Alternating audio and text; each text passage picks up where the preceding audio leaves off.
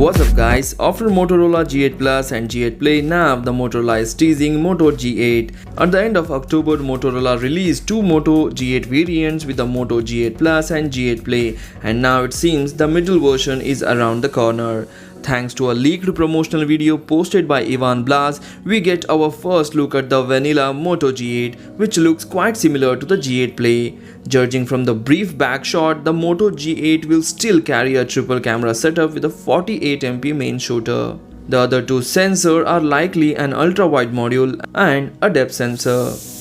The front of the upcoming G8 will house an water drop notch design just like the other two G8 variants. We also see the phone will be offered in red, black and blue colors. Unfortunately, we don't have any other specification details at this moment, and once we get all the details, we will make a separate video on Moto G8.